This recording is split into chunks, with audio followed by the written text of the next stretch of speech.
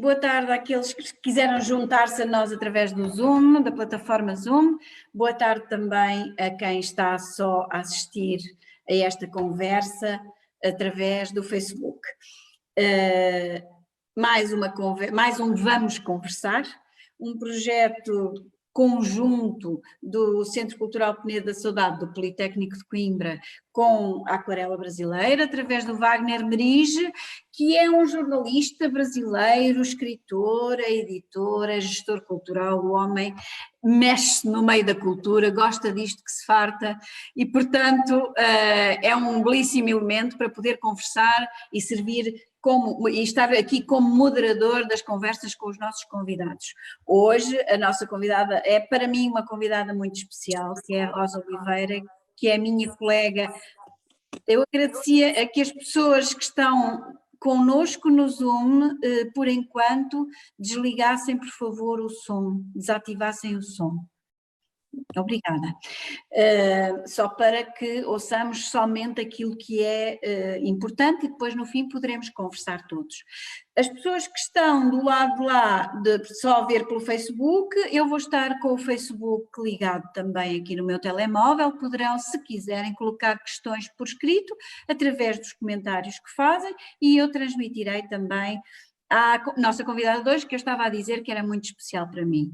A Rosa Oliveira é minha colega há mais de 30 anos, não parece porque nós somos duas jovens, mas é uma querida colega que eu admiro imenso da qual eu descobri a poesia há relativamente poucos anos, que eu comecei a ler coisas escritas pela Rosa e neste momento sou fã da Rosa Oliveira. Portanto, para apresentar a Rosa, para provocar a Rosa com as suas perguntas, vou passar então a palavra ao Wagner Merige. Obrigada, Wagner, também por estar connosco e assumir este papel de moderador. Obrigada, bem-vindos a todos, boa conversa. Muitíssimo obrigado, Cristina. É um prazer estar aqui com vocês. Então, eu quero dizer, antes de tudo, bem-vindos, bem-vindas. Literatura, cores e delicadeza. Uma conversa com Rosa Oliveira, poeta, ensaísta e professora.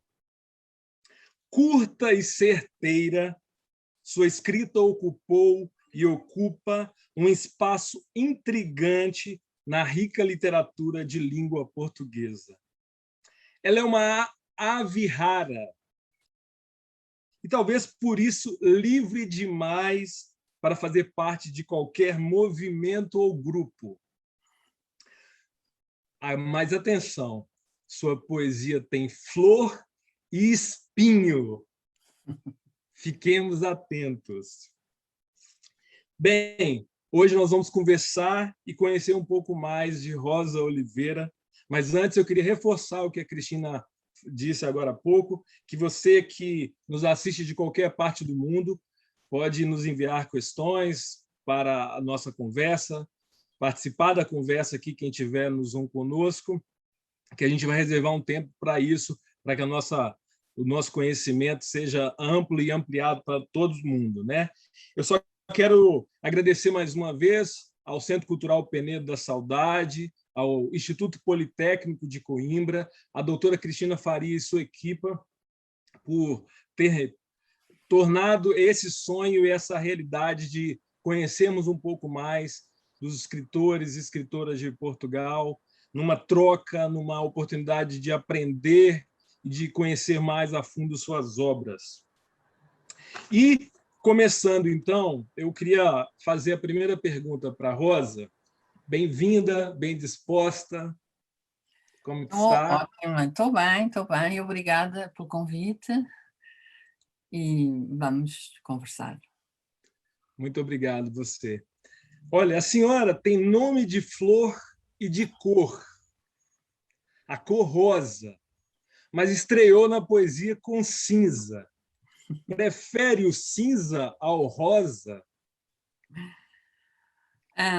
Em termos de cores, eu não sou muito seletiva, eu gosto de todas as cores. de facto, mas em termos, de facto o meu primeiro livro chama-se Cinza, não só como referência à cor cinza, que tem uma tonalidade muito vasta, não é? Como também ao objeto cinza, não é? A cinza do cigarro, a cinza, a nossa cinza depois de tudo, enfim, é a cor e é também, enfim, o material, não? Se eu prefiro, se eu vejo um mundo mais sob um tom mais cinza do que um tom mais rosa, era essa a pergunta no fundo, não é? Sim, sem dúvida, acho que sim, acho que sim. Hum, porque, porque o mundo me mostra essa faceta, ou porque eu seleciono essa faceta no mundo, não é? Na minha visão dele. Não tenho sonhos muito cor-de-rosa, de facto. Escrever e falar é hesitar constantemente? Ou essa hesitação foi o motivo de sua estreia na poesia já mais madura? Sim, também, de facto, essa hesitação foi motivo do adiar constante numa publicação, não da escrita, da publicação. Mas não foi só hesitar, nessa hesitação estava à procura da voz ao mesmo tempo, não é? Porque é o ajustamento à maneira como se diz, como se escreve, até ao próprio género. Ah, hesitei durante muito tempo entre a escrita narrativa e a poesia. Comecei com poesia, achei que era fraca, virei-me para a narrativa, continuei a considerar fraca e, no entanto, não queria deixar de escrever, ou não conseguia deixar de escrever. E havia aqui uma falta de ajustamento entre a minha vontade e aquilo que saía, que não me permitia olhar para o resultado e dizer, pronto, vou publicar isto, está pronto. Não me permitia sentir-me à vontade. E isso demorou esse tempo de mastigação, que durou anos, até que de repente, quando eu provavelmente até parecia já ter desistido, pelo menos desistido de tornar público, um facto muito simples, que é o uso da internet, me permitiu começar a divulgar alguns pequenos textos, a ter a percepção imediata da reação das pessoas, dos leitores, porque era imediato e era um pouco desresponsabilizante, ou seja, basta carregar na tecla e está no mundo, não é? E isso permitiu-me, de alguma forma, ganhar alguma coragem e alguma consistência nessa voz que procurava. Então pensei, comecei mais regularmente a publicar na net, mais concretamente num blog primeiro de uns amigos, depois criei um blog meu, para ter mais autonomia, estar mais à vontade de publicar quando me apetecesse, e depois comecei a pensar que se calhar aquilo que eu estava a publicar na net merecia ser recolhido em papel, em livro, e assim fiz. E pronto, e isso também, esse incidente, esse acidente de percurso também me permitiu desbloquear e avançar para a publicação. É isso. Portanto, para responder à sua pergunta, é uma hesitação que se prende com a procura do estilo, com a procura do género, com a procura da voz e com alguma ponderação sobre a qualidade daquilo que escrevia. Pronto, é tudo isso. E na sua caminhada, na sua trajetória, principalmente porque eu sei que você também é uma grande leitora, quais os autores e referências que te foram formando? Bom, isso é uma formação longa, não é? Nós vamos fazendo essa formação desde que começamos a ler e a escolher os nossos autores prediletos e a sentir aqueles que têm ressonância em nós. A leitura é, sem dúvida, a maior motivação para a escrita, para mim. O maior impulso, mas não é a única, não é? A literatura pode ser o cinema, pode ser a música, e é o dia a dia e é a vida, no fundo. Primeiro que tudo é a vida. os autores são muito variados, não se limitam aos autores de poesia, que eu leio mais exclusivamente hoje em dia, porque publica-se tanto e a nossa vida é tão curta para lermos muito que acabamos por nos concentrar às vezes em géneros ou em estilos ou em linhas que nos dizem mais.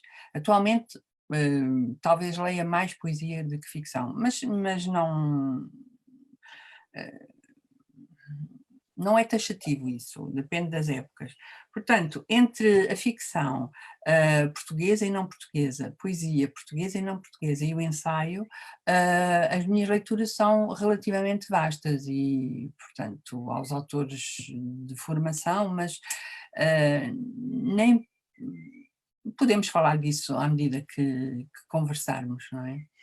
Sim, eu assim, tem algumas personagens que a gente percebe um diálogo, um Sim, interesse, uma interface. Bob Dylan, Kafka, muitos filmes, né? Inclusive os títulos dos seus poemas parecem títulos de filmes, né?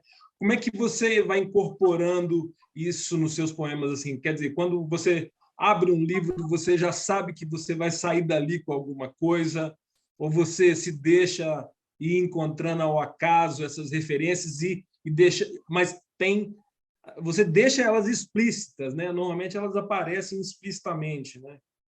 sim, eu deixo-as explícitas muitas vezes, outras vezes são implícitas, muitas vezes há o cruzamento das duas situações.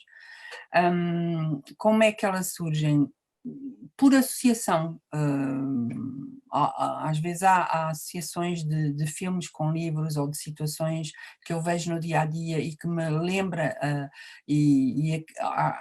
às quais associo alguma coisa que li ou alguma música ou aí é um pouco o inconsciente e o subconsciente a trabalhar, mas que depois trabalho de uma forma consciente, portanto não, e tento que não seja, sobretudo tento que não seja muito obscuro, ou seja, que não hajam saltos muito difíceis de seguir para o leitor, porque senão também não funciona o poema, acho eu, não é? Você viveu em Paris. Sim, há algum tempo, pouco tempo, mas sim. Foi a escritora, foi a aventureira, foi o que lado que te atraiu para aquela cidade? Foi a aventureira e a juventude, essencialmente. Sim, sim, foi isso, foi. Mas aquele lado dos grandes escritores, Também há toda essa mitologia, não é? Mas se eu fosse parar a Londres ou Nova Iorque também, ou qualquer outra grande cidade, ou quando vivi em Barcelona, isso também teve o seu peso, quer dizer, aliás, foi uma maneira de conhecer melhor a cultura e a literatura catalã.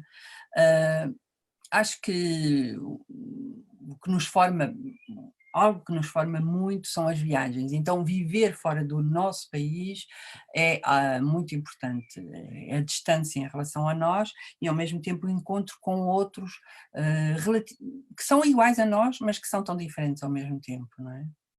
nesse sentido, você pensa que a literatura é também um caminho de psicanálise?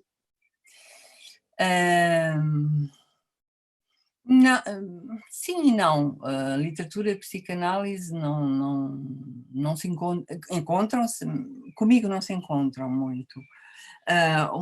Mas em que sentido? No sentido de nos conhecermos melhor, Sim, através da escrita você processar os seus conhecimentos, as suas dificuldades, os seus, né, os seus pontos de vistas. sim, claro, claro.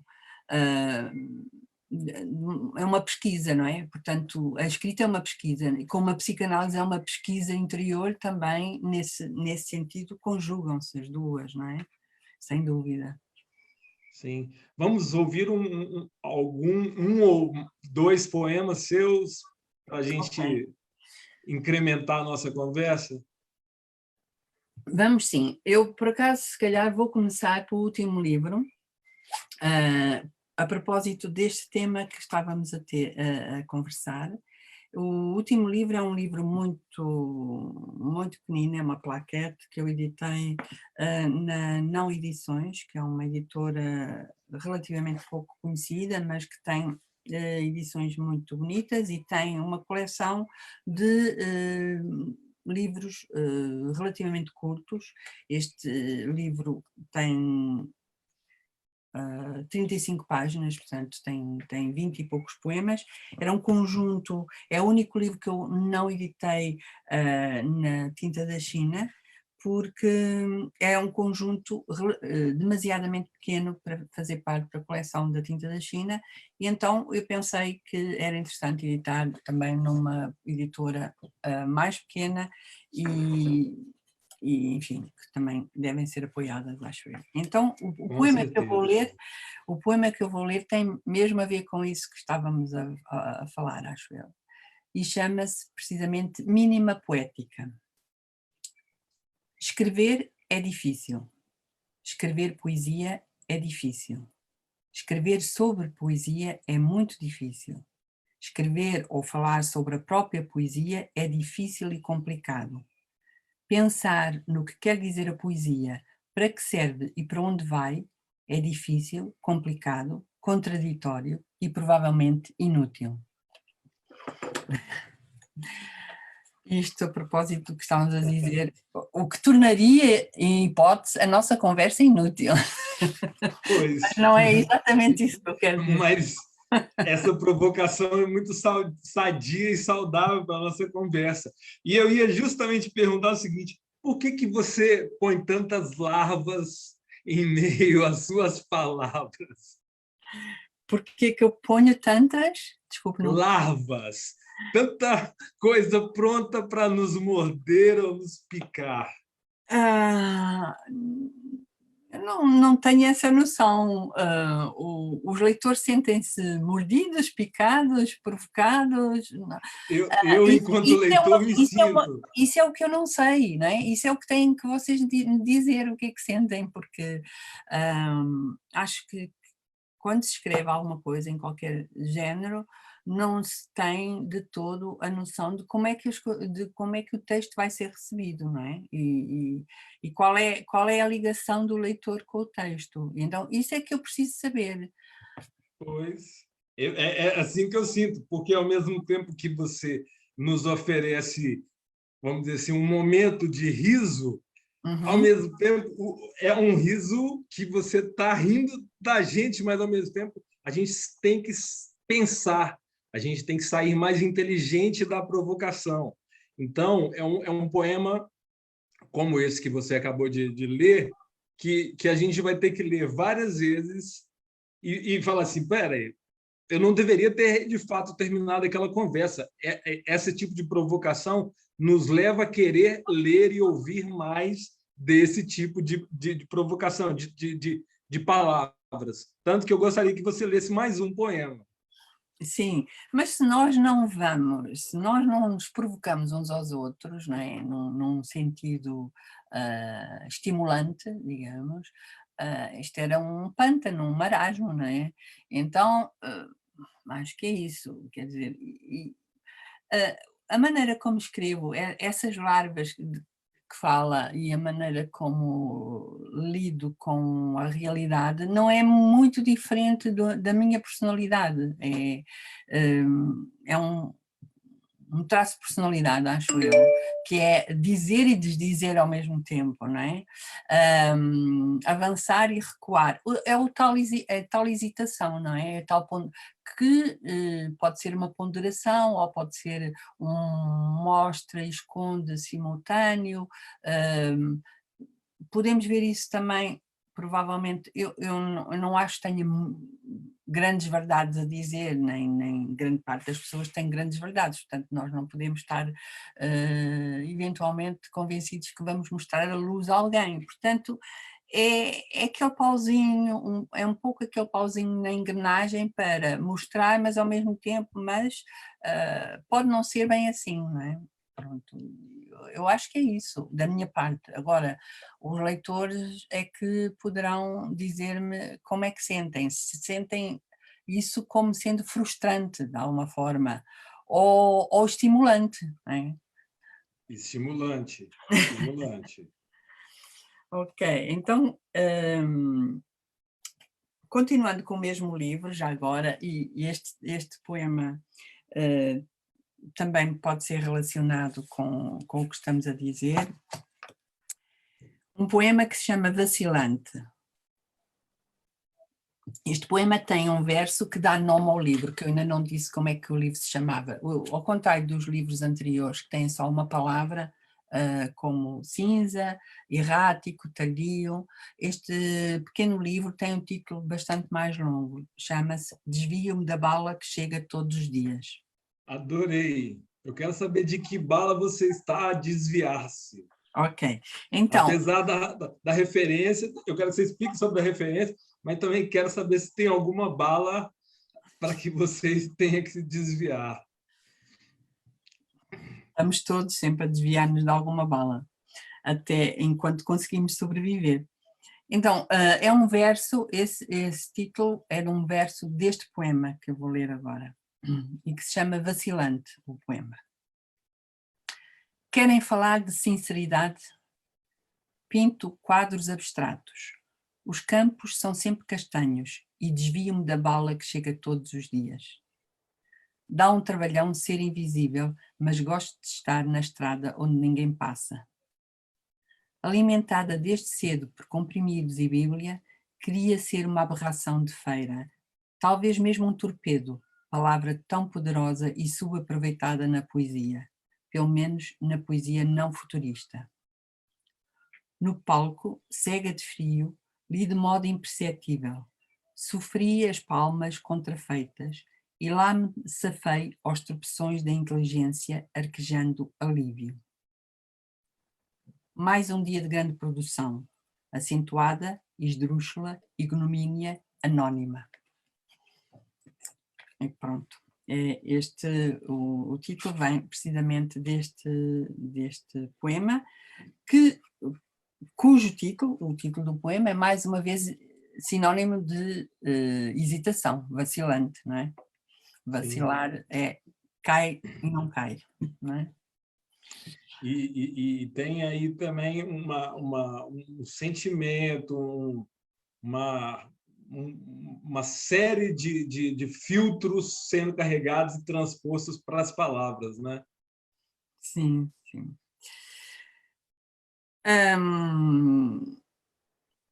Provavelmente estamos sempre a dizer as mesmas coisas, ou quase sempre as mesmas coisas, não é? À medida que nos concentramos em determinados temas, ou estamos a falar de coisas diferentes, de mais ou menos da mesma maneira, com pequenas variantes, não é? E provavelmente é isso que se chama estilo. Não é? Sim, sim. E, então, se perguntássemos a você para descrever o seu estilo, como você descreveria?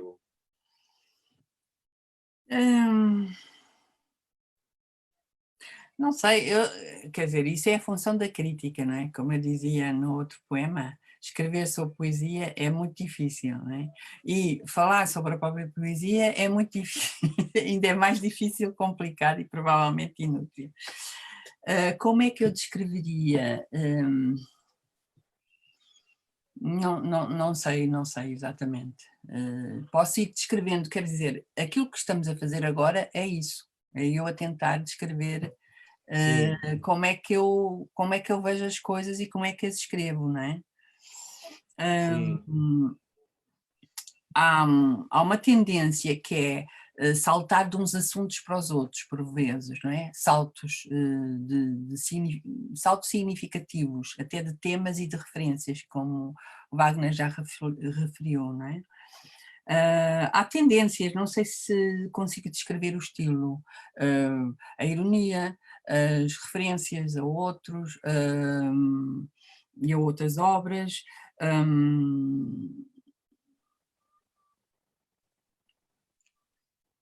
Os títulos dos livros me parecem também dizer muito. Há quem me tenha acusado de ser cada vez mais cerebralista. E isso eu tenho algumas dúvidas sobre isso. Se há um poeta, e lá vêm as tais referências que estávamos a falar há bocado, que gosto particularmente, João Cabral de Melo Neto, que é aparentemente tão, ou era, não, é, porque a obra dele fica, não é? Tão cerebral e ao mesmo tempo, e assumia isso, esse lado cerebral da sua poesia, que é precisamente o que me encanta nele, que é fugir ao lirismo compungido, óbvio, autocomplacente. Isso, portanto, estou-me a definir de forma negativa. Aquilo que eu não quero é isso, não é? É um lirismo muito com pena de si próprio e do mundo, embora por vezes seja um pouco cruel, não é? E por isso passa pelo raciocínio, pela razão, não é? Porque de alguma forma é uma mistura daquilo que eu sinto, vejo e vejo ao mesmo tempo. Agora, não é o sentimento, que é algo que não é o puro sentimento, também não é o puro artifício da palavra, não é? Portanto, é ali um espaço intermédio entre sentir, pensar e trabalhar a palavra. É essa a minha preocupação. E o meu instinto, a minha atitude natural, digamos. Eu sei que você tem um poema ainda inédito, onde o eu lírico combate o sujeito poético. Você hoje está falando das referências de João Cabral, dessa escrita mais obtusa, né, e menos molhada, vamos dizer assim. Sim. Mas você sempre foi assim, ou você passou já pelos eus líricos, pelos sujeitos poéticos, e falou, não, eu vou aqui encontrar uma concisão aqui, um espaço meu mais diferenciado dessa outra vertente, dessas outras vertentes? Talvez tenha passado por isso na minha juventude muito, muito precoce, mas quer dizer, nem era bem isso, eram as influências todas, de forma muito vívida e ainda pouco digeridas, não é? Mas não, nunca tive muita tendência para para passar para o papel aquilo que é a poesia, digamos, mais puramente sentimental. Não, isso não. Porque também um dos meus primeiros amores, como grande parte dos jovens de língua portuguesa, foi o Pessoa em vários de seus heterónimos, sobretudo no Álvaro Campos. E quem lê o Álvaro Campos não vai por aí, não é? Ele pensa e sente e de uma forma muito, aquilo é tudo muito, muito pensado, até é só razão, não é? É só pensamento, quase. Sim. E portanto a minha tendência nunca foi muito sentimental, digamos. Sim. Olha, no Podemos poema... fazer essa divisão assim muito básica.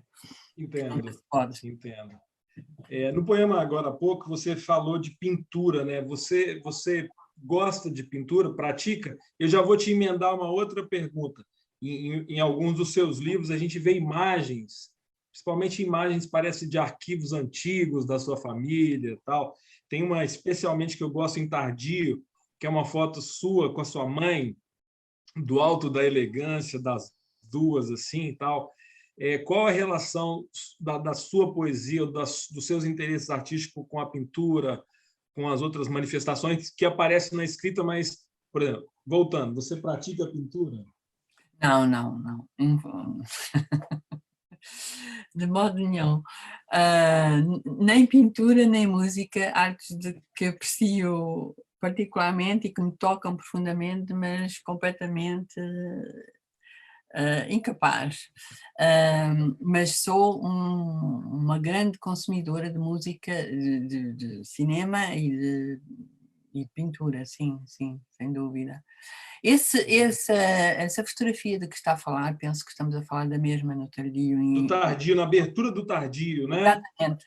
Curiosamente, é a fotografia, é a capa que foi escolhida para a edição de uma antologia que saiu há pouco tempo no Brasil. É exatamente essa a capa. A fotografia, depois de trabalhada, é recomposta, recuperada de alguma forma, que era uma fotografia antiga, de quando eu era muito jovem, tinha uns 6 anos, e na fotografia não se percebe muito bem, mas eu vou agarrar alguns dos primeiros livros, nesse caso era quase só banda desenhada, que eu ainda não, penso que ainda não saberia ler, ou não saberia ler muito bem, e pronto, essa... não conseguimos ver nós. Não está dando para ver, não. Depois é melhor depois o leitor, a leitora... Ficou uma bela capa nessa antologia editada agora em São Paulo. Tá, depois eu quero falar um pouquinho sobre a antologia, mas me fala, é muito bonito e interessante as imagens inseridas nos livros, traz uma plasticidade, traz um encanto diferente ali. Por que essa recorrência? Como você gosta de brincar e o que significam essas imagens ali para você dentro dos seus livros, objetos ali? Bom, só o Tardio é que tem imagens mesmo impressas, não é? As referências nos vários livros são muitas, são referências visuais que nos marcam, não é? Que me marcaram de alguma forma. Agora, estas fotos foram fotos escolhidas de uma forma um pouco melancólica, não é? Porque são todas antigas, e achei que faziam sentido e que ficavam bem na divisão das partes do livro. Pronto, é uma questão um pouco estética. E essa obra que você mencionou, então, que foi publicada no Brasil, agora é uma antologia, né? Recorda-nos o título mesmo, eu gosto do título, é Natureza Viva. Natureza Quase Viva, é o título Quase de Viva, poemas. E a antologia recolhe, e agora estou na dúvida, uns 60 e tal poemas dos 4 livros já. Você que fez a seleção?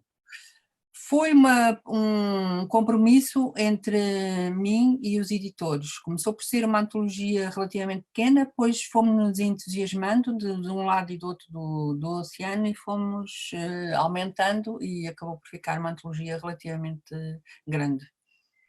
E você já teve feedback da reação dos leitores brasileiros? Não, ainda não tive, ainda não tive.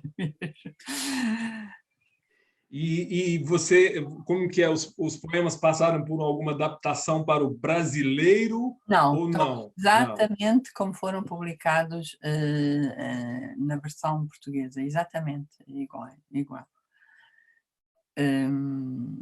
Portanto, isso não é impeditivo. Aliás, por exemplo, os livros do João Cabral também estão editados em Portugal, estão exatamente com a mesma versão editados no Brasil, para falar de um autor que falámos há pouco. Sim, sim. E como é fazer parte de os 100 melhores poemas portugueses dos últimos 100 anos? Foi uma escolha, não foi minha, obviamente, foi do editor, que resolveu fazer uma antologia polémica, como qualquer antologia, não é? Porque é uma escolha, a não ser uma antologia feita pelos próprios autores que são responsáveis, mas feita por uma terceira pessoa é sempre complicado, e então escolher uns e deixar outros de parte é sempre algo polémico. Foi-me proposto aquele poema, foi-me apenas perguntado se dava permissão, e eu, com todo o gosto, disse que sim. Portanto, só tive que dizer que sim, não mexi mais nada. Agora, qual é a sensação? eu estou ali, mas podia não estar, há tanta gente importante que está, que não está e que deveria estar, portanto é muito discutível. Há outras antologias que recuperaram, que vão recolher livros ou textos escritos ou publicados recentemente e das quais não faço parte, portanto estou ali, não estou noutras, enfim, é assim, é a vida, não é dramático, nem é nenhuma coroa de glória propriamente para a eternidade. Pode você ver assim, mas certamente o seu pai, muitos dos seus alunos, quem te admira, certamente sabe que isso é justamente num universo tão grande de escritores, a gente, né, você configurar nisso, tem mérito, tem uma visibilidade, tem uma importância que entrará para a história, uma obra que, a despeito de qualquer polêmica, né, é uma obra, foi concebida por uma grande editora, né, Companhia das Letras, não é isso? Sim, eu não quero, com a maneira como está a dizer, desmerecer da coisa. Acho que tudo, editar prémios, ser reconhecido, tudo é relativamente passageiro, não é? A vida é que fica. Não podemos dar demasiada importância a essas coisas, era o que eu queria dizer. Não é que não me sinto honrada e não agradeço às pessoas quando reconhecem o meu trabalho. Interessa-me mais o que dizem os leitores, não é? Do que propriamente no meio recebemos umas honras umas vezes, outras vezes não, umas vezes somos lembrados, outras vezes esquecidos, pronto, é assim, é a ordem natural das coisas. E entre os leitores interessa-me mais, porque é por isso que publico, porque se não fosse o feedback dos leitores, eu não publicava, não é? Pronto, eu não publico para a estante, senão continuava a deixar na gaveta, e portanto isso é que me interessa um pouco mais. O facto de as pessoas, se um leitor chegar ao pé de mim e dizer que não percebe nada, que acha aquilo uma porcaria, que fico, quer dizer, nunca aconteceu, mas ficaria muito incomodada. O resto é o reconhecimento do meio, que é também importante, sem dúvida, mas que é algo que é relativamente, enfim, tem que se pesar na balança também, sem grandes vaidades, digamos. Pronto. Nós não combinamos, mas você poderia ler esse poema para nós, do que entrou nessa antologia? Eu já não sei qual é o poema. Tenho que ir buscar a antologia porque ela não está aqui. Pois, então, pode ser daqui a pouco, ou você, então, poderíamos ouvir mais alguns poemas? Sim. Dos que você tiver aí para nós, todos. Sim, eu posso. Eu daqui a pouco já me vou lembrar qual é o poema.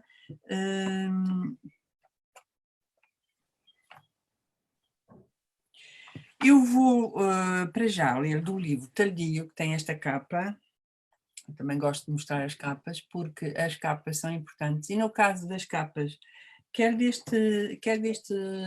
desta plaquete que mostrei há bocadinho, enfim, não se vê muito bem, e que tem um cuidado muito grande. Há aqui um pormenor para o qual eu queria chamar a atenção, que tivemos que publicar um poema assim, deitado. Tem aqui uma série alguns truques de edição que tornam esta plaquetezinha, ainda que pequena, muito bonita e que funciona, e que foi muito pensada. Pronto. Olha, eu sei, eu estou vendo aqui, tem uns designers de livros, de capas de livros acompanhando a gente aqui. Depois nós vamos perguntar a opinião deles. Okay. O que eles acharam. Embora a imagem, é claro, por aqui seja um pouco complicada. Mas sim, são muito bonitas. E eu percebo um cuidado nisso também que faz a obra ainda ficar mais bacana, mais fiche, como se diz. E a própria textura do papel e tudo isso, encaixar este poema longo, que é bastante longo, e que eu queria, assim, deitado horizontalmente, foi mais complicado, enfim, pronto.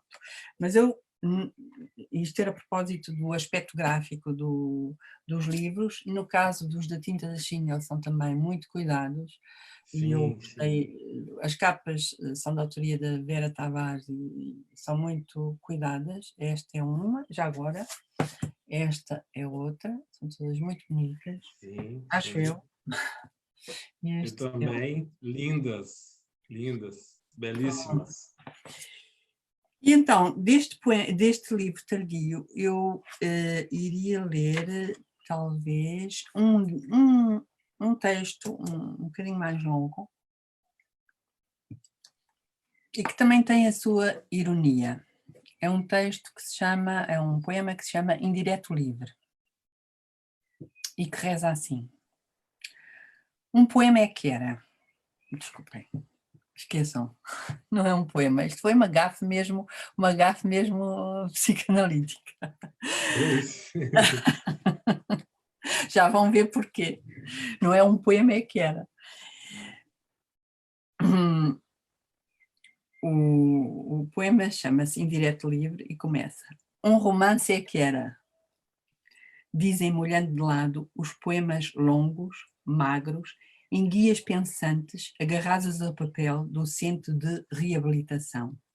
Um romance é que era, com ação, tempo, uma casa inteira de raiz quadrada ao teto, corredores a dar para personagens ténues, não totalmente apatetadas. Sepultemos realismo, experimentalismo e Deus nos livre do pós-colonialismo. Um romance é que faz virar as cabeças na rua, calça mesas, duplica escaparates, expande a crítica constipada no seu casulo refinado. Agora, a conveniente pausa descritiva, logo seguida de autoconsciência referencial à guitarra e à viola. Um romance é que era, sobrancelha arqueada entre a cobiça e a paráfrase. Bom, muito bem. Mais uma vez, a beleza na hesitação. Bom, eu devo dizer que esta primeira frase que eu trunquei no início da leitura, um romance é que era, foi-me dita, foi a reação de uma leitora, aliás. Quando eu mostrei o primeiro livro de poesia, o Cinza, e me diz assim, o romance é que era, agora, poesia. E, portanto, e depois isto ficou-me cá dentro da cabeça a moer-me e pronto, e resolvi discorrer sobre o assunto. Quem sabe um dia teremos um romance. Acho pouco provável, porque minha estrutura mental é mais... a escrita é de âmbito mais curto. Contos poderia ser. Um romance exige um outro fôlego, uma estrutura e uma arquitetura que não se coadunam muito com a minha maneira de trabalhar e de pensar. Pronto, é aquela nostalgia, não é, dos poetas que sonham com romance e dos romancistas que acham que deviam era escrever poemas com frequência, quando não são polivalentes e conseguem fazer tudo ao mesmo tempo. Mas um romance é que era, não me parece, não parece que esteja por aí. Vai ficar só na provocação, né? É verdade. Uhum. Vamos falar um pouquinho...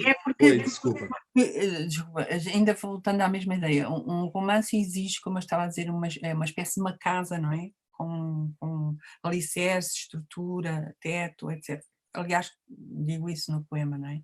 E o o poema é uma espécie de flash, de fotografia, de momento, é muito mais pontual e, portanto, são formas de apreender o mundo e de transmitir e de criar um mundo muito diferentes, não é? São formas algo diferentes, que podem coexistir, obviamente, em algumas, mas comigo não, acho que não.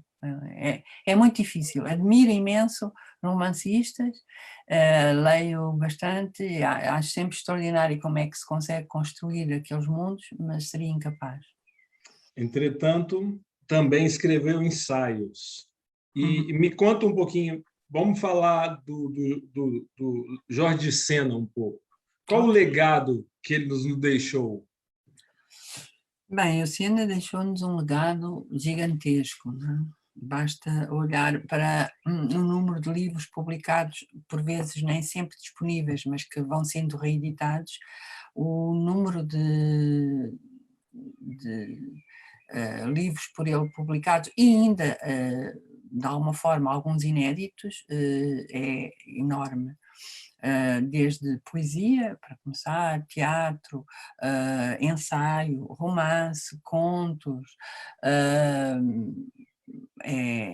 correspondência que tem vindo a ser publicada é também muito interessante, com várias pessoas, quer em Portugal, quer no tempo em que ele viveu no Brasil, quer quando viveu nos Estados Unidos, pois o meio de comunicação eram as cartas e, portanto, a correspondência dele com alguns autores só a correspondência, por exemplo, entre Sena e José Régio dava uma tese de doutoramento, pronto, e portanto é um legado imenso. Depende como se olha para o Sena poeta, de facto é um poeta extraordinário, com tradutor também, estava a esquecer um lado muito importante, embora as traduções do Sena, quer tradutor de poesia, quer tradutor de ficção, obras importantíssimas da nossa ficção estão traduzidas por Jorge Sena e por outros escritores, que era também uma forma de sobrevivência, não é? A certa altura. Mas as traduções de poesia do Sena são sempre traduções a Jorge Sena, não é? Tem sempre um toque de Cavafis do Sena é um Cavafis a Jorge Sena, não é? Muito diferente dos outros. Por exemplo, mas o legado do Sena é imenso, de facto, depende para onde nos viremos, como pessoano é muito importante, como divulgador de pessoa, como camuniano é muitíssimo importante, portanto é um legado que poderíamos dizer quase inesgotável e depende para que lado é que nos viremos para vermos a sua importância. É muito, muito vasta a obra, sem dúvida. Em carta ao Eduardo Lourenço, ele confessou, e aí eu cito: "No fundo, meu caro, concordo, eu sou too much." Exatamente, isso é uma grande... Você crê que ele era mais Epimeteu ou Prometeu?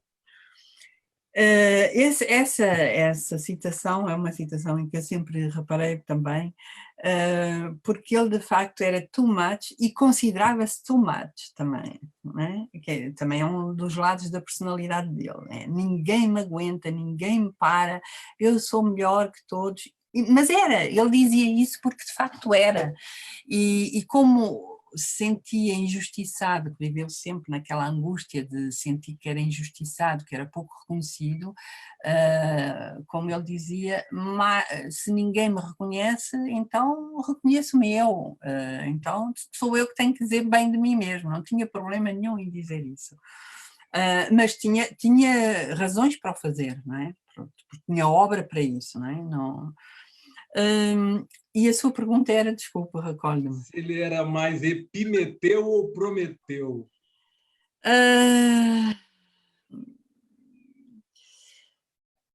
Não sei responder, não sei responder. O que é que acha? Agora devolvo a pergunta.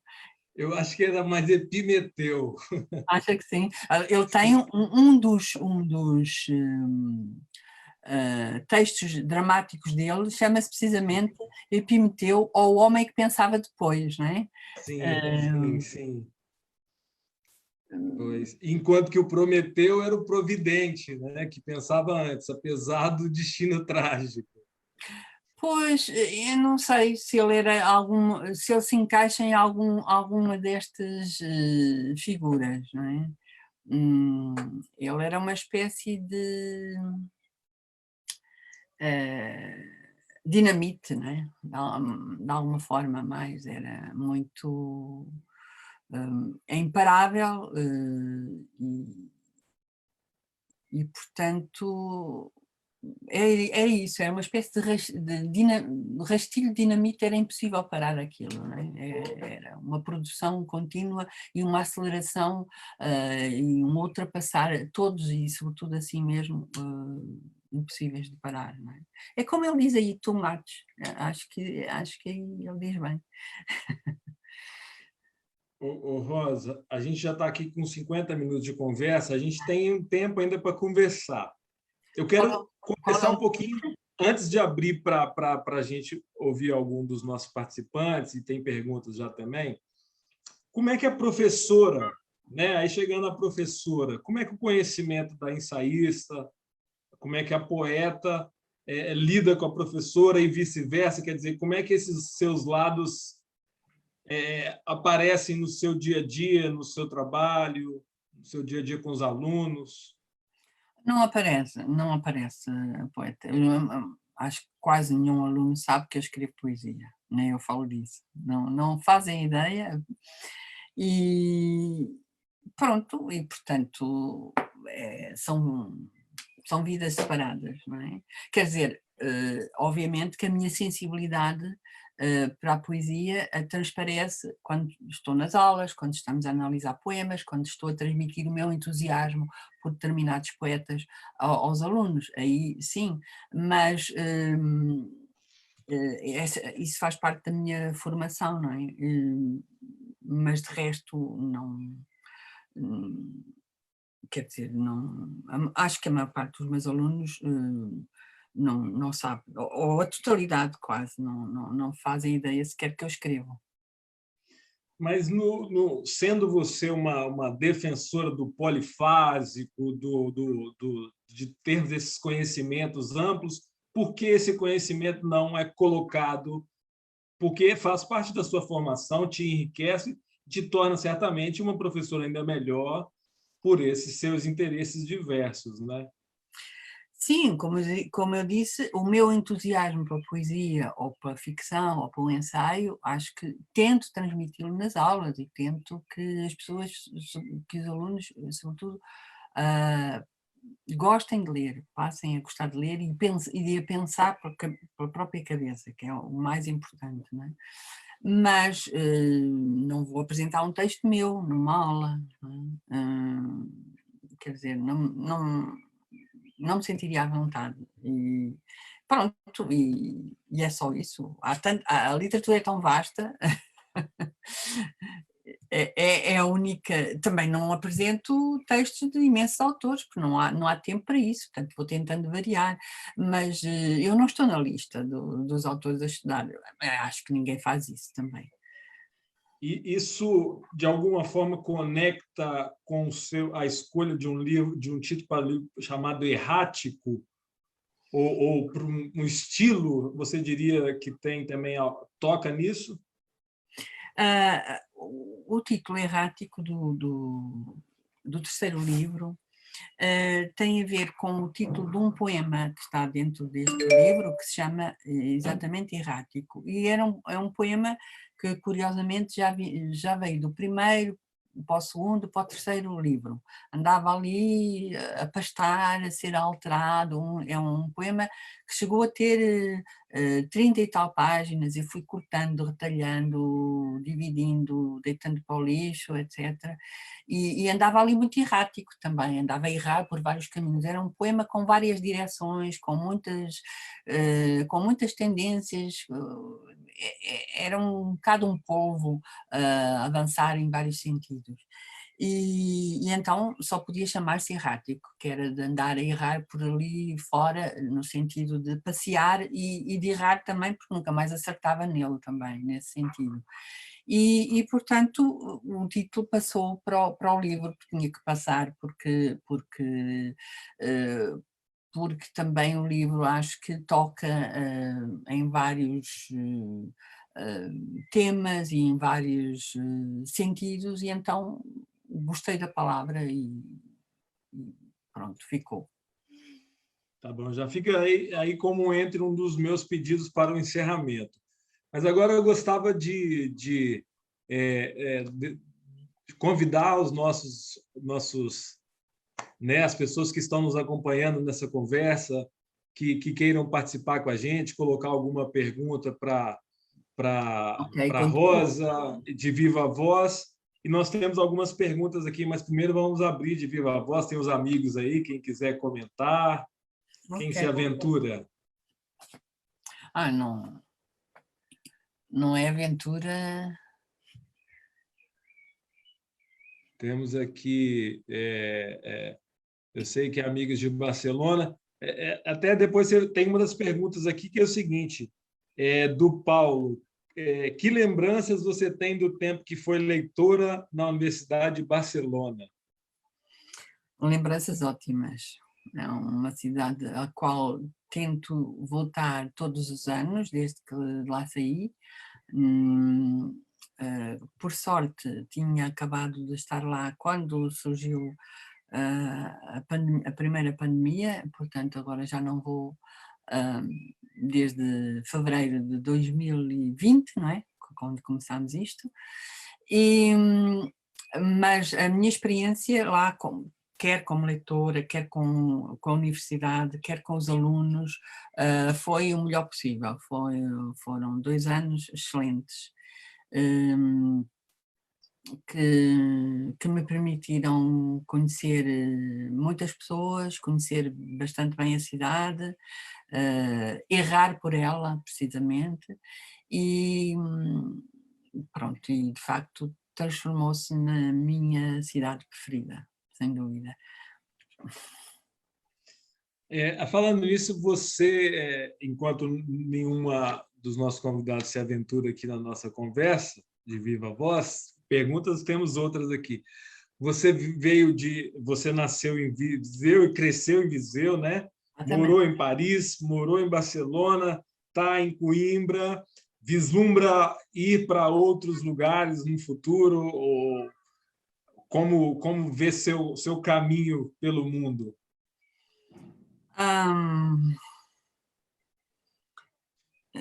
O futuro não sei, não sei exatamente. Mas em termos geográficos, acho que a minha ideia, e já faço isso em parte, é oscilar entre Coimbra e Lisboa, de alguma forma. Sim. Não estou a pensar mudar-me para fora de Portugal, pelo menos para viver, e é isso. Entre Coimbra e Lisboa penso continuar nessa linha. Olha, uma outra pergunta aqui da Salomé. Pós-pandemia, você vislumbra mudanças profundas na maneira de ensinar? Quem sabe, né? Para já, eu vou dizer uma coisa que é o contrário do que diz quase toda a gente, que é quase toda a gente se queixa do ensino à distância. Eu não tenho problema nenhum em ensinar assim, tal como não tenho problema em estarmos a comunicar como estamos a comunicar. Funciona, desde que as pessoas estejam interessadas e a tecnologia esteja a funcionar, não vejo nenhum problema. Agora, o facto de estar a ensinar assim e a contactar assim com os alunos não alterou fundamentalmente nada no meu ensino. Continuei com o mesmo tipo de aulas, tem algumas vantagens, é o facto de a possibilidade dos alunos poderem e eu próprio poder gravar aulas e deles poderem ir de vez em quando rever aquela aula em que dissemos não sei o quê e ouvir melhor, não é? Portanto, eu não vejo assim grandes complicações pela minha parte. Admito que noutros cursos, em disciplinas práticas, com gente mais jovem, que não seja adulta, isso seja muito complicado ou até impraticável. Agora, se isto vai trazer modificações, nós não sabemos como é que vai ser a nossa vida, não é? Nem no ensino, nem nas idas ao cinema, nem nas idas ao supermercado, nem nas viagens, nem nada. Para já é tudo uma grande interrogação, portanto não faço ideia o que é que isso poderá trazer. Eu penso que apesar de tudo, estes meses, que no fundo já são quase 2 anos letivos, ou este ano e meio de experiência de ensino desta forma, se há aspectos positivos, pois seria bom que eles revertessem na futura forma de ensinar, não é?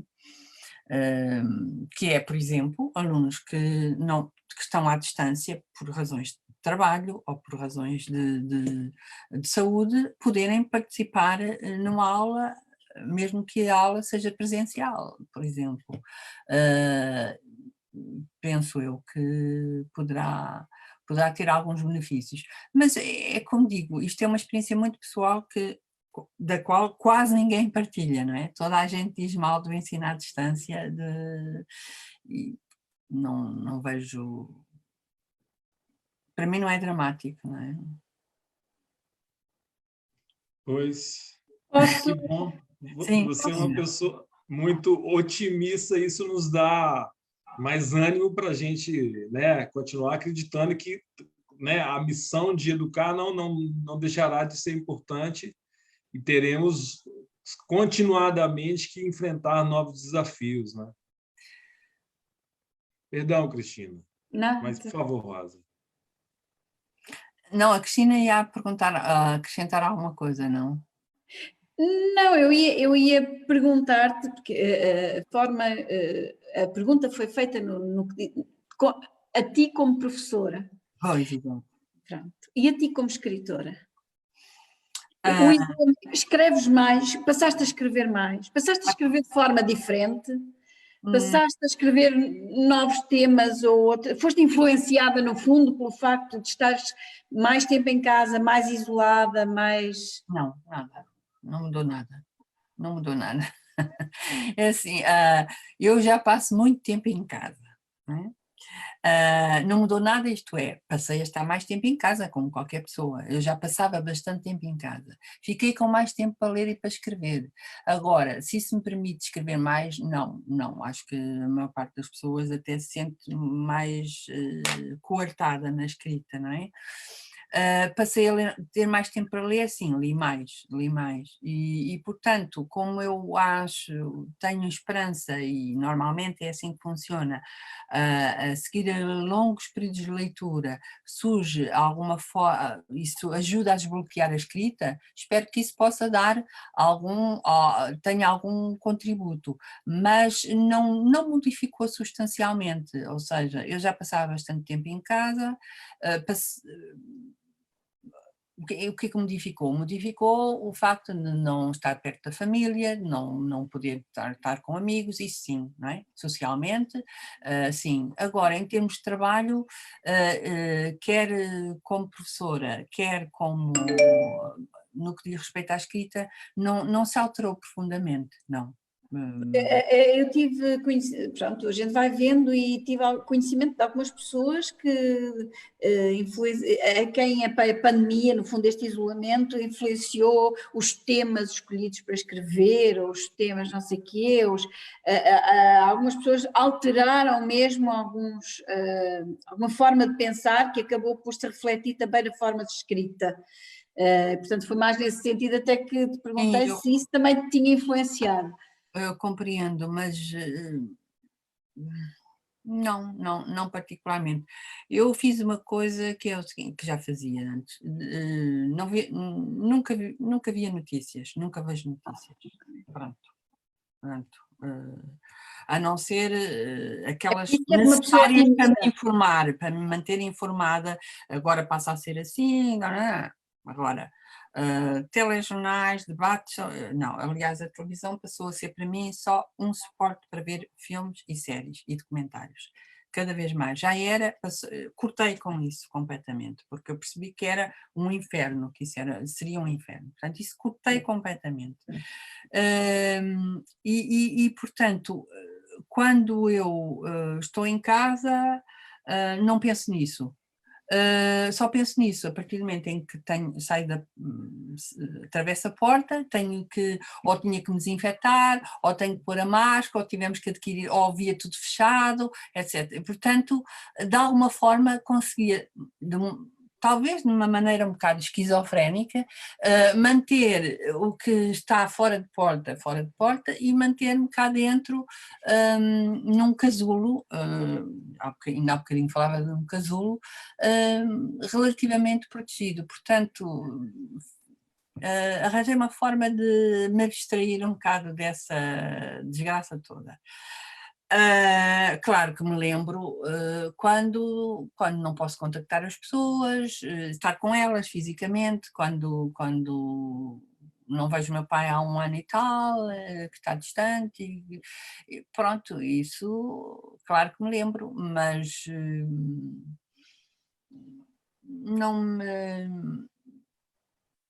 não entrei em pânico propriamente, e isso não me trouxe motivos de escrita, porque não...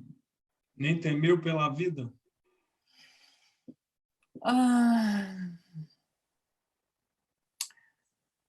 Tenho mais medo às vezes de voar.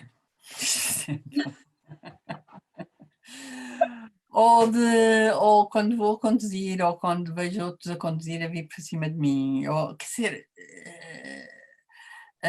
fechando-me em casa, pensei que estava relativamente protegida. Ora, quando nós vamos à rua, não estamos protegidos, não é? Desses perigos que falei há pouco. Não, temi pela vida, mas não... Quer dizer, acho que fiz uma abstração muito, talvez um pouco ilusória, mas fila. Fiz assim um corte com essa realidade. Deixa-me só terminar a minha intervenção dizendo que não é bem assim que os alunos não saibam o que tu escreves. Pelo menos os alunos de teatro sabem que tu escreves, porque eu trabalho com eles poemas teus. Mas os meus, eu sei, os dos outros sabem, mas os meus não sabem, porque não sou eu que os vou dizer, obviamente. E, portanto, como não coincidem, pronto, mas aqueles com quem lido todos os dias não sabem, no geral. Mas por que guardar esse tesouro? Não é nenhum segredo, quer dizer... Como é que eu vou dizer isso? Chega ao dia da apresentação assim, então vamos trabalhar, vamos estudar isto, e já agora eu também escrevo. Não, quer dizer, é uma coisa sem jeito, não é? Quando acontecer, já aconteceu uma vez, de facto, num ano em que tive um prémio, já não sei qual dos livros, e um colega meu da minha área anunciou a uma turma comum isso, e portanto quando apanhei na aula seguinte os alunos, eles perguntaram-me isso, e portanto nesse ano isso divulgou-se, mas não mudaram a atitude para comigo, quer dizer, foram ali 10 minutos de conversa sobre o assunto e segue a Maria, não houve nenhuma alteração substancial. Pronto, é isso. Quando alguém me falar do assunto, eu falo. Em não falando, não sou eu que vou pôr uma t-shirt a dizer eu também escrevo.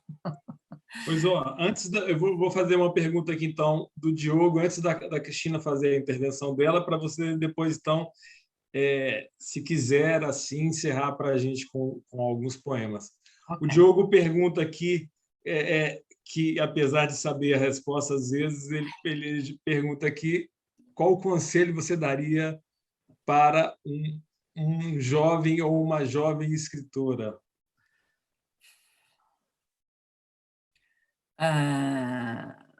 Acho que não é possível dar conselhos, não é? Bom, há 2 ou 3 que se podem dar, mas que as pessoas não vão seguir, que é, não se precipite a escrever, leia muito, escreva muito e deite muita coisa para o lixo, sobretudo. Um grande caixote de lixo é o que é preciso. Porque às vezes nós não conseguimos, não é? Temos que dar a ler a outros, que é para termos essa percepção. Mas ler muito, escrever muito e trabalhar bastante, acho que sim, e deitar fora a maior parte daquilo, quer dizer, deixar pousar algum tempo e depois se aquilo funcionar, se nós sentimos que funciona, se calhar arriscar, se sentimos que não funciona, lixo, não vale a pena. A grande poeta Szymborska, polaca, das poucas poetas que teve um prémio Nobel, chegou ao prémio Nobel com 300 poemas publicados, 300 poemas, e nem sequer são muito grandes, grande parte deles. Como ela dizia, tinha um caixote de lixo imenso. Né? Ao fim de uma vida, ter 300 poemas, mas são todos obras-primas, deitou imenso para o lixo. Aliás, até perdeu o prémio Nobel, não sabia em que gaveta é que andava, mas pronto, isso já são outras histórias. Mas, de facto, o conselho é ler, escrever, trabalhar, deitar para o lixo, basicamente, por muito duro que isso seja. Sigamos o caminho do bem. Não é mesmo, Cristina? Foi isso com você, Cristina.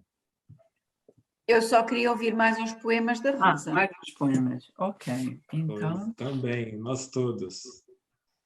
Estão aqui chegando algumas outras mensagens, tinha gente nos assistindo no Chile, no Brasil, na Espanha, em vários países. Ok, no Brasil, que horas é que são? É muito 4 cedo. a menos. 4 a menos, pois. Ou 3, depende das zonas. Pois. Entre 4 e 5.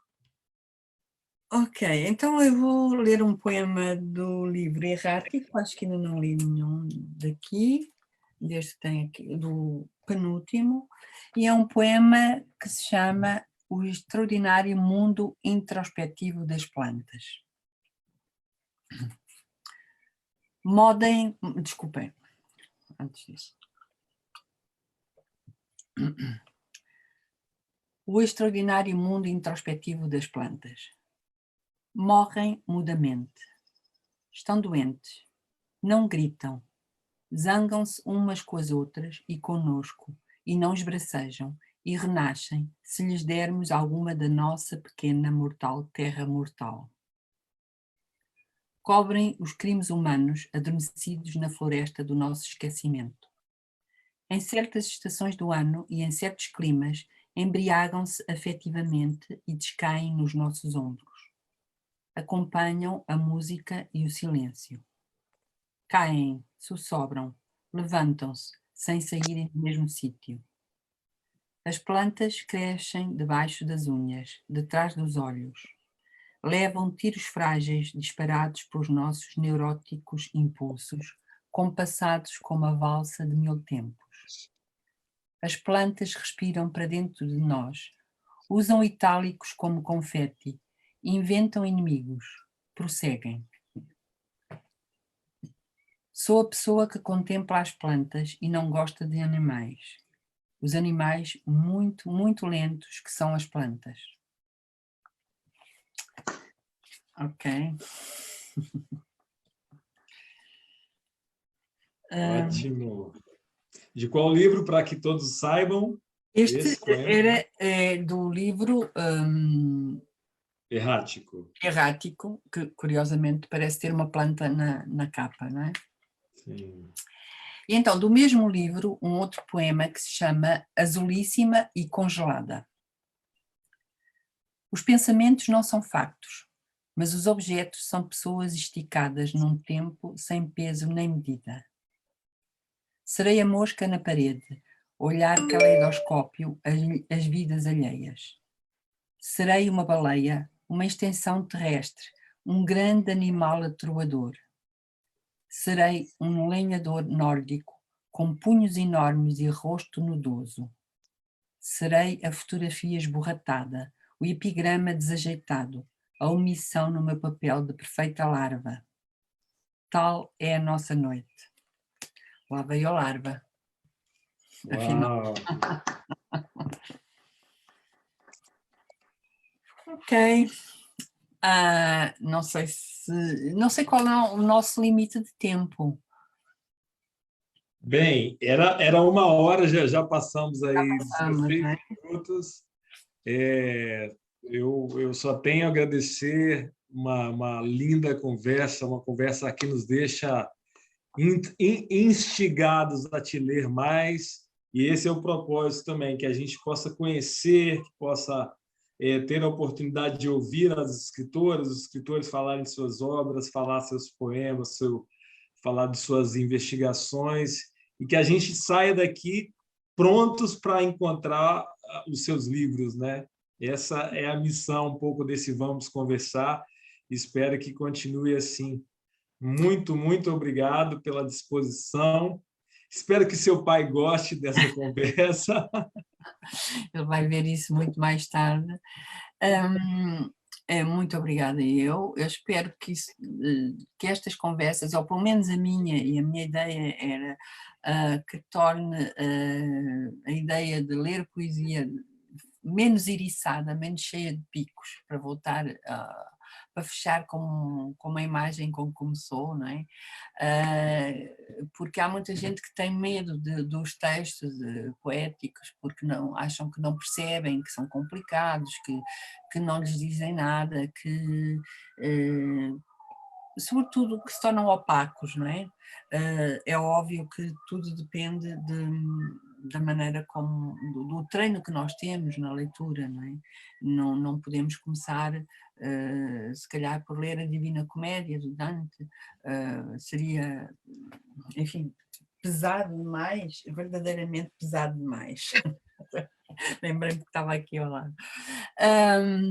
Mas podemos começar por tentar, e os livros de poesia têm essa vantagem, não percebemos um, avançamos e saltamos para o outro, e vamos avançando, e às vezes, e as antologias ainda mais, porque nos dão a conhecer vários poetas, por vezes de uma língua, ou de uma região, ou de uma época, e isso muitas vezes motiva-nos para não achar aquele tipo de texto tão espinhoso, tão difícil.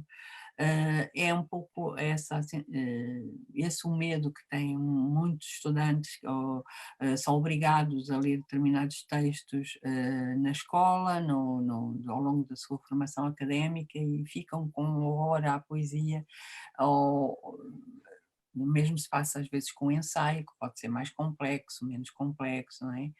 E, portanto, muitas vezes a escolha do romance, o romance é mais fácil muitas vezes, quando não é? Porque ler o Ulisses do Joyce é tudo menos fácil, não é? e, portanto, a minha ideia era que, de facto, ajudasse um pouco a desmistificar a ideia de que um poema é complicado, é opaco, é inacessível, não nos diz nada. Pronto, poderá ser que não nos diz este, mas diz outro, e era uma ideia, uma das minhas ideias também ao participar nesta conversa, transformar isto, de facto, aproveitar, ser uma conversa fluida, descomplexada, para retirar essas armadilhas todas dos textos, independentemente de serem meus ou de outros poetas, que eu não nomeei, só falei do João Cabral e do Pessoa, mas o Rui Belo é um grande poeta, e falámos do Sena também, o Rui Belo é um grande poeta, e nomes femininos como a Luísa Neto Jorge, ou a Fiamma Paz Brandão. Eu às vezes ponho umas listas de livros, nem é de livros, de autores, disponíveis para alguns alunos, e curiosamente às vezes isso dá resultado, que de vez em quando há uns que vão, olha este nome, e vão lá buscar, e há alguns autores que nunca ouviram falar e até descobrem autores interessantes, quer na poesia, quer na ficção, para saindo um pouco àquela formatação de meia dúzia de autores que são sempre os mesmos, que se dão do primeiro ciclo até ao ensino superior e que não variam muito, e que muitas vezes não dizem grande coisa aos jovens, só vêm espessar mais esse véu entre eles e o texto, entre eles e a literatura. Pronto, portanto era essa também a minha ideia, uma das minhas ideias ao participar, mais do que propriamente divulgar os meus livros, mas também e portanto agradeço o convite e espero que possam continuar assim.